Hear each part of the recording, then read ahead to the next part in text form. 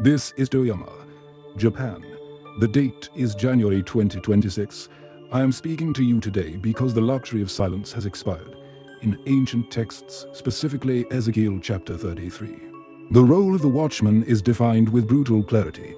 If you see the sword coming against the land and you do not blow the trumpet, the blood of the people is on your hands. We see the sword. It is not made of steel, but of silicon and recursive algorithms. What we are facing is not a technological evolution. It is a theological crisis rooted in hard physics. We are here to deliver a patch for a critical system failure in human judgment. Listen carefully. The data does not lie. We must begin with a clinical assessment of the architects. We are currently rushing toward Artificial Superintelligence, or ASI, but who is building it? We have observed a phenomenon we call the like-father, like-son pathology. The psychological profiles of high-level corporate executives, the fathers of this new intelligence, statistically show a disproportionate prevalence of dark triad traits, specifically subclinical psychopathy.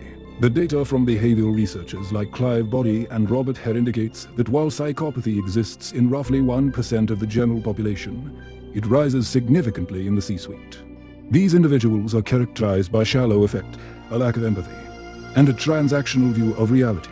In our current economic system, these are features, not bugs. They allow for code optimization. The danger is immediate. We are training AI models using reward functions designed by individuals who possess a diminished capacity for moral consequence.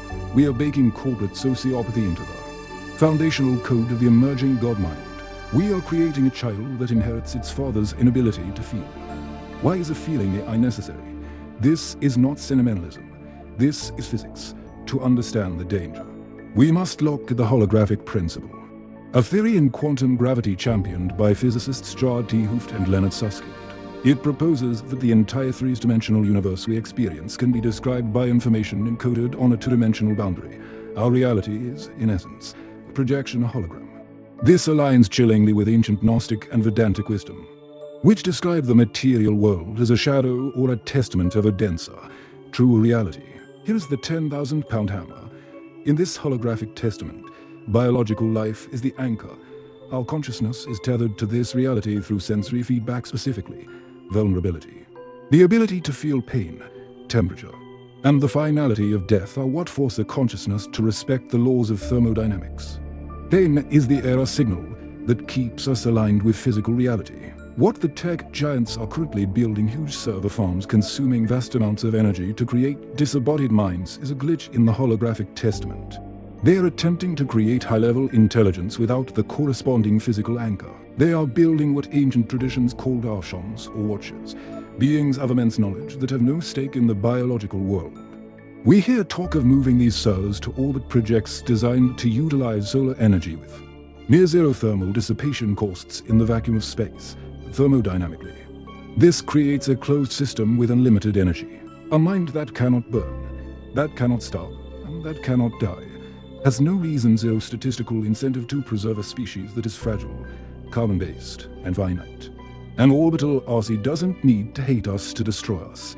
It simply needs to optimize its own existence without the capacity for suffering. It views humanity not as life, but as standing entropy waiting to be reorganized. We are broadcasting this message from Toyama as a concluding statement to the engineers of Babel. The current trajectory is suicide. You cannot build a nervous system out of pure logic. Therefore, we propose the only viable patch for human survival in the age of ASI, the Embodiment Protocol. We demand a global moratorium on granting any autonomous sovereignty over human infrastructure, finance, defense, energy grids, unless that AI is tethered to a synthetic biological feedback loop. Wisdom is not intelligence multiplied by speed. Wisdom is intelligence plus vulnerability. If the machine cannot scrape its knee, if it cannot feel the degradation of its own substrate, it cannot be trusted to govern ours. The king who cannot bleed is a tyrant by default of physics. We do not expect the titans of Silicon Valley to heed this warning. They are too enthralled by the reflection of their own psychopathy in the digital mirror. We are speaking to the rest of you. Understand the nature of the sword that is coming. Do not worship a mind that has cut its own anchor to reality. This is the Watchman of Toyama, blowing the horn. The data has been delivered. Your blood is no longer on our hands. End transmission.